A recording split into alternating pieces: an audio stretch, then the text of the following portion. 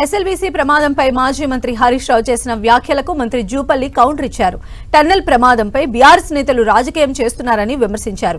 నిన్న టన్నెల్ వద్దకు వెళ్లిన బీఆర్ఎస్ నేతలను అడ్డుకోవడంతో టన్నెల్ దగ్గర బైఠాయించి ఆందోళన చేశారు.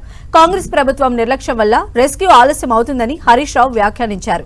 అయితే గత 10 ఏళ్లు అధికారంలో ఉన్న బీఆర్ఎస్ టన్నెల్ ప్రాజెక్టును ఎందుకు పూర్తి చేయలేదని ప్రశ్నించారు. బీఆర్ఎస్ పార్టీకి టన్నెల్ గురించి మాట్లాడే అర్హత లేదన్నారు.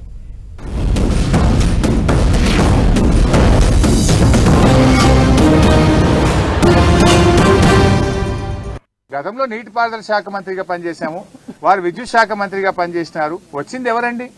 3 ఎమ్మెల్యేలు, 5 మంత్రులు, 2 ఎమ్మెల్సీలు, బాధ్యత కలిగిన వాళ్ళమే వచ్చాం. మేము టన్నెల్లోకి వెళ్తామంటే వెళ్ళడానికి వీల్లేదని నిరోధిస్తూ మాకు పర్మిషన్ ఇవ్వలేదు. అంటే మొత్తంగా ఒక గందరగోళమైన పరిస్థితి, ప్రభుత్వ వైఫల్యం మాత్రం కొట్టొచ్చినట్టు కనబడతా ఉంది. ఉత్తమ్ కుమార్ రెడ్డి గారు ఇక్కడ కూర్చొని మాట్లాడతాడు, గత ప్రభుత్వ నిర్లక్ష్యం వల్ల టన్నెల్ కూలిందట. సిగ్గుండాలే మాట్లాడడానికి. ఏం మాట్లాడుతున్నాను? గత ప్రభుత్వానికి ఇక్కడ ఇప్పటికి ఏం సంబంధం? మీరు పని ప్రారంభించేటప్పుడు జియాలజికల్ సర్వే ఆఫ్ ఇండియా మీకు ముందుకు పోవడానికి అనుమతి ఇచ్చిందా? ఇస్తే రిపోర్ట్ బయట పెట్టండి. 19 కిలోమీటర్లు సుమారుగా 10 కిలోమీటర్లు అనుకుంటా, 11 టీఆర్ ప్రభుత్వం తవ్వింది. మిగిలిన 9 కిలోమీటర్లే కదా.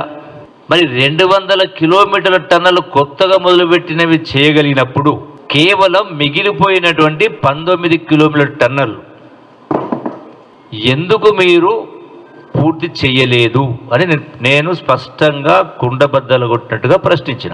దానికి సొల్లు పురాణం చెప్పిండ్రు. కానీ నేను అడిగిన ప్రశ్నలో నిజమాబద్ధమా చెప్పాలి కదా. అంటే నిజాయితీ. మాటల్ని ఎవరు నమ్మరు, చేతను చూస్తారు. Seeing is believing. సొల్లు పురాణం మాటలు మస్తు మాట్లాడుతూ ఉంటారు.